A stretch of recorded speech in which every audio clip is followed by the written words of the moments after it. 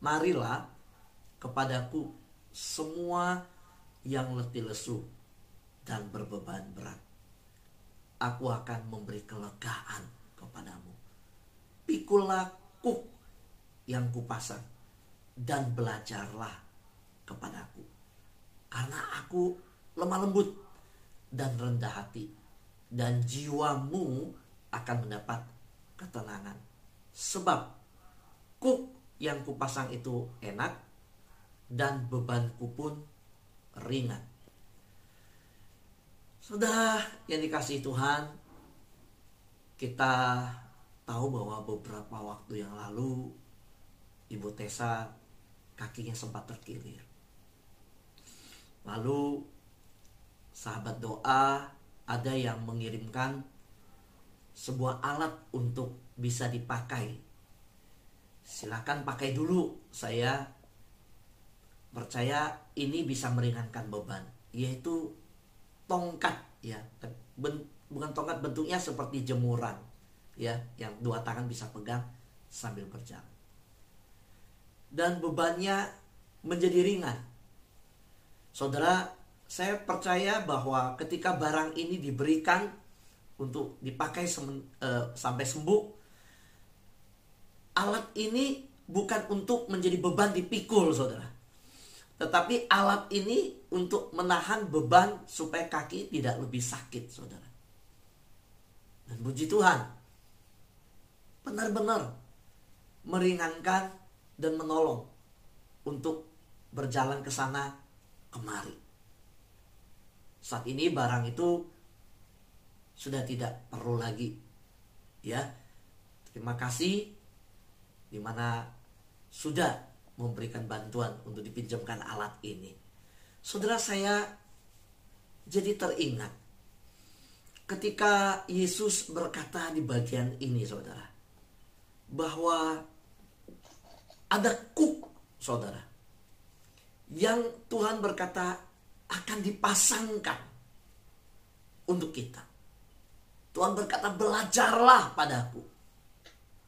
Tuhan berkata, marilah kepadaku. Kalau engkau pakai kuk ini, engkau akan mendapatkan ketenangan dalam jiwamu. Dan kuk yang kupasang itu enak. Dan bebanmu jadi ringan, saudara. Saya yang terkasih dalam Tuhan. Apa itu kuk, saudara? Ya. Apa itu kuk itu? Saudara yang terkasih dalam Tuhan, gambar yang saya dapat, kuk itu seperti ini. Kerangka kayu yang dipikulkan kepada binatang, bisa sapi, bisa lembu, bisa juga kuda. Saudara, yang jelas kuk ini dalam lengkungannya itu untuk dua, ya, sepasang, ya, untuk dua binatang, atau lembu, sapi, ataupun kuda. Berarti, saudara, bukan untuk sendiri kuk ini, untuk dua, untuk dipasangkan berdua. Nah, apa maksud Yesus ketika menyampaikan tentang pasanglah kuk ini, pikulah kuk ini, saudara? Bukan untuk memberi beban lebih berat dipikul. Bukan. Saudara yang terkasih dalam Tuhan, kuk memotong beban menjadi dua. Tanpa kuk itu, seekor hewan harus menarik seluruh beban sendiri. Jika memasang kuk untuk sapi, lembu, ya, sapi dengan sapi yang lain dipasang, maka kedua hewan itu menarik beban bersama-sama, menjadikan beratnya berkurang setengah. Saudara yang terkasih dalam Tuhan, ketika saya melihat anak saya mengangkat keranjang yang berisi pakaian-pakaian kotor ke mobil, saya lihat, wah, ini anak perempuan, Pakaian kotornya banyak, satu keranjang penuh. Saya bilang, yuk Papa bantu angkat. Kita berdua mengangkatnya. Jadi ringan. Tapi kalau sendiri angkat, itu berat. Demikianlah maksud Yesus ketika berkata, kuk yang kupasang itu ringan. Beban jadi ringan, saudara. Tidak berat. Saudara, mungkin sebagai orang Kristen selama ini kita membayangkan kuk itu, kita berkata, saya tahu itu kuk. Sesuatu yang dipasangkan di leher binatang. Dan bukankah itu berarti beban yang berat? Pikulah kuk itu, pikul salib menjadi berat. Tidak, saudara. Ternyata saya menemukan di dalam Alkitab bahwa justru ketika Yesus menawarkan kuk ini, supaya kita dengan Yesus berbagi beban. Sehingga berat beban yang kita pikul itu menjadi setengah, saudara. Wow, betapa bersuka citanya ketika saya menemukan kebenaran ini. Dan saya tidak sabar menyampaikan untuk kita bahwa saudaraku yang terkasih dalam Tuhan, saya tidak tahu apa yang menjadi beban yang saudara pikul hari-hari ini. Saya tidak tahu apa yang membebani saudara hari-hari ini. Jujur saya tidak tahu beban apa yang saudara pikul. Tapi saya tahu ketika saya mengenal ayat firman Tuhan ini, ketika saya tahu maksud dari hati Tuhan, dari bagian firman ini, saudara, saya tahu, saudara, jawaban untuk masalah saudara. Saudaraku yang terkasih dalam Tuhan, saudaraku yang terkasih dalam Tuhan, maukah saudara tahu jawaban atas beban yang saudara pikul ini? Jawabannya apa? Saya tidak tahu. Tapi dalam firman Tuhan tadi kita mengetahui ternyata ada jawabannya.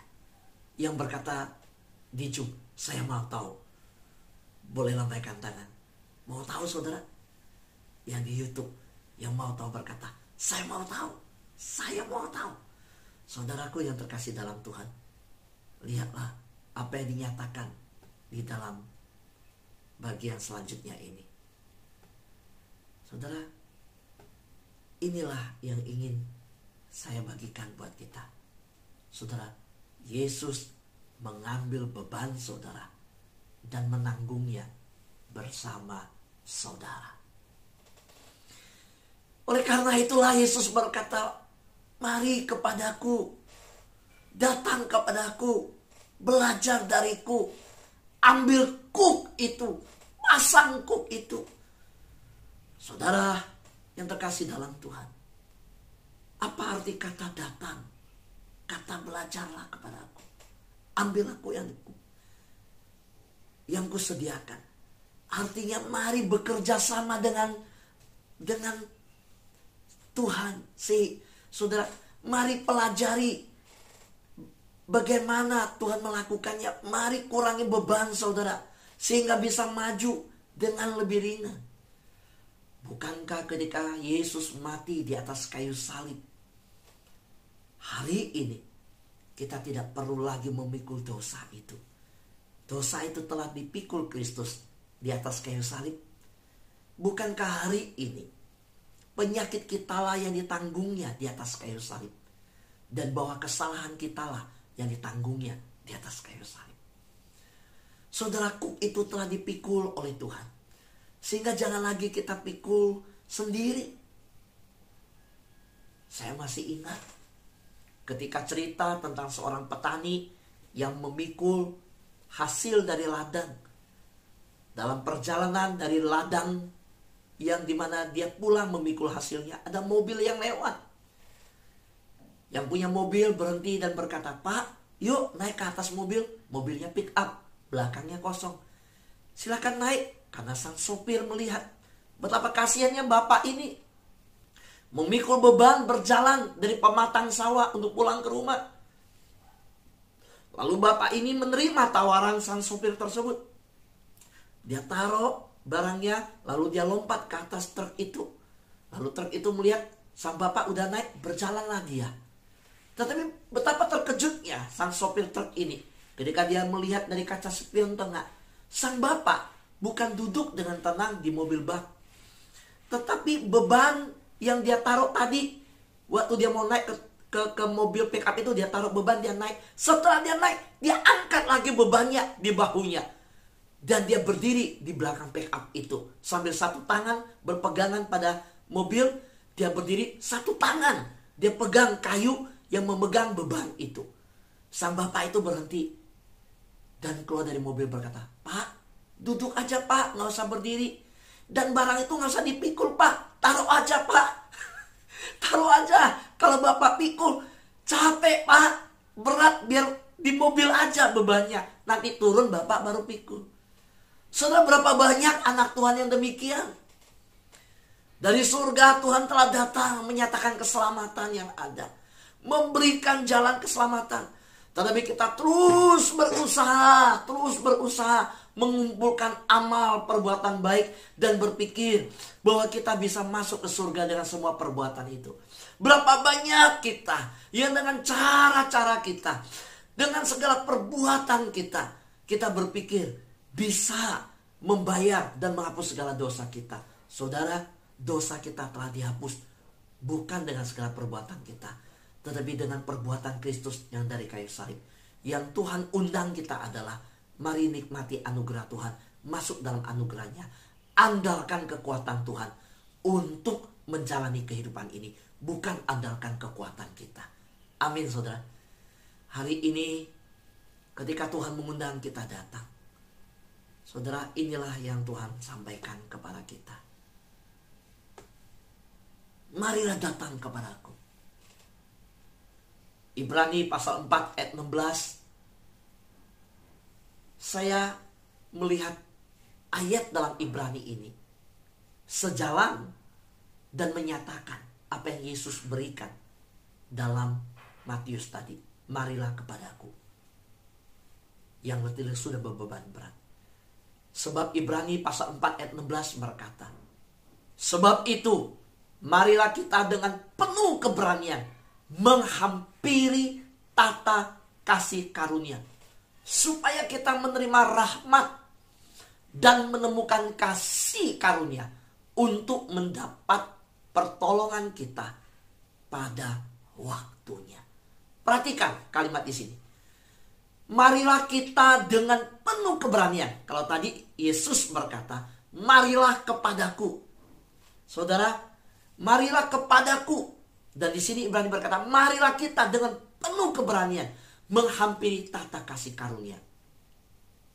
Mengapa Ibrani berkata, sekarang kita tidak perlu takut. Sekarang mari kita hampiri tahta. Bukan tahta penghakiman, bukan tahta penghukuman lagi. Dan penulis Ibrani berkata, itu adalah tahta kasih karunia. Mengapa tahta kasih karunia? Karena dari tahta itu kita tahu dulunya ada tirai yang menutupi tahta itu. Ada tirai yang memisahkan ruang kudus dan ruang maha kudus. Tapi tahta itu, ruang kudus itu, ruang maha kudus itu telah terbelah tirainya. Ketika Yesus mati di kayu salib berkata, tetelestai, sudah selesai. Disitulah saudara, kita tidak lagi takut menghampiri tata kasih karunia. Dan mengapakah kita berani menghampiri? Yang kedua, bukan hanya tabir itu telah terbelah, tetapi kita telah dikuduskan oleh Tuhan. Kita telah disucikan dengan pengorbanan Kristus dari kayu salib. Karena itu, kita tidak pernah lagi datang kepada tata kasih karunia, membawa lembu, memotong binatang, membawa korban persembahan. Korban persembahan kita adalah hati yang penuh dengan syukur, datang kepada Tuhan dengan tulus, dengan taat dalam hati kita. Bukan binatang yang kita korbankan lagi, tetapi Kristus Yesus anak domba Allah sudah dikorbankan menjadi pengganti dari binatang-binatang yang ada. Hari ini kita datang ke tata kasih karunia bukan mengorbankan binatang lagi, tetapi membawa Kristus dengan pengorbanannya yang sudah menggantikan kita. Kita datang kepada tahta kasih karunia. Haleluya. Inilah berita sukacitanya, saudara. Bahwa saudara dan saya telah diterima di tahta kasih karunia Tuhan. Oleh karena itu, yuk mari kita menerima tawaran Tuhan, datang kepada Tuhan. Saudara, ketika Yesus berkata, marilah datang kepadaku. Di dalam Yohanes pasal 7 ayat 37, di situ dikatakan, dan pada hari terakhir, yaitu pada puncak perayaan itu, Yesus berdiri dan berseru, barang siapa haus, baiklah ia datang kepadaku dan minum. Saudara, hari ini juga undangan ini tetap berlaku untuk saudara, untuk saya. Kita mungkin lelah dengan kehidupan ini. Saudara sudah terlalu lelah dengan beban-beban yang ada. Bolak-balik pergi ke dokter, pergi ke rumah sakit. So mungkin juga sudah lelah dengan masalah keluarga yang ada. Tuhan berkata, jangan pikul sendiri. Jangan lagi bawa sendiri bebanmu. Yuk, pakai kuk ini. Kita sama-sama berjalan bersama. Menanggung bersama. Ingat, Tuhan mau kita berbagi beban dengan Dia. Tuhan tidak meninggalkan kita sendiri. Saudara yang terkasih di dalam Tuhan, tahukah kita bahwa murid-murid ketika ketakutan di kapal dan Yesus tidur di buritan kapal, mereka ketakutan, mereka berjuang membuang air, mereka menghadapi ombak yang ada, badai yang ada. Mereka lupa ada Yesus yang sedang tidur tenang di buritan kapal. Pada saat mereka membangunkan Yesus, Yesus menghardik badai dan gelombang dan menjadi tenang. Apa yang menjadi persoalan mereka? Karena mereka lupa ada Yesus di dalam kapal mereka. Apakah hari ini kita lupa dalam pergumulan-pergumulan kita bahwa Yesus ada di dalam keluarga kita? Jangan lupakan Yesus. Saudara, ketika dia naik atas kayu salib, dia memberikan cinta yang begitu besar untuk engkau dan saya. Jangan lupa cinta Tuhan. Jangan lupa Getsemani. Jangan lupa bahwa Tuhan ingin saudara terlepas dari beban berat itu. Saudara, hal selanjutnya, beban berat apa yang kita tanggung juga? Di dalam bagian yang saya pelajari, beban berat itu ialah hukum Taurat yang masih ditambahkan oleh apa yang dibebankan oleh orang Farisi. Saudara harus tahu, tidak ada satupun dari antara kita yang bisa melakukan hukum Taurat. Hukum Taurat seperti mobil, ya, mobil itu depan 2 pintu, samping 2 pintu, belakang 1 pintu. Ya, saya bicara mobil yang 5 pintu. Kalau kita kunci mobil, kita kunci yang depan 2, tengah 2, belakang kita nggak kunci. Saya mau tanya, pencuri bisa masuk tidak? Bisa. Rumah kita, ya, hukum Taurat ada 10. Contoh, rumah kita, ya, ada pintunya ada jendela, semua ada 10. Waktu mau tidur semua sudah dikunci, ada 1 jendela nggak dikunci. Saya mau tanya, pencuri bisa masuk tidak, saudara? Bisa. Demikian hukum Taurat. 10 hukum Taurat, 1 saja kita tidak turutin, tidak lakukan, nilai kita 0. Beda dengan sekolah. Kalau sekolah, studi 10 soal, kerjakan 9 soal, 1 soal salah, nilainya berapa? Nilainya 9. Tapi kalau dalam hukum Taurat, tidak. Saudara, 9 saudara lakukan hukum Taurat, 1 saudara gagal, nilainya 0. Saudara yang terkasih Tuhan, karena itu betapa beratnya Tuhan tahu kita tidak sanggup memenuhi seluruh hukum Taurat. Belum lagi hukum Taurat, saudara, ditambah lagi, saudara, beban berat. Waktu Yesus berkata, marilah kepadaku yang letih lesu dan beban berat. Saudara, beban berat itu adalah Di mana hukum Taurat yang masih ditambah oleh apa yang dibebankan orang Farisi, saudara. Mereka menjabarkan hukum Taurat. Wow, saudara, gak terhingga, saudara, aturan-aturan yang ada. Matius 23 ayat 4 berkata, mereka, ya, ahli Farisi, ahli Taurat, mereka mengikat beban berat, lalu meletakkannya di atas bahu orang. Tetapi mereka sendiri tidak mau menyentuhnya.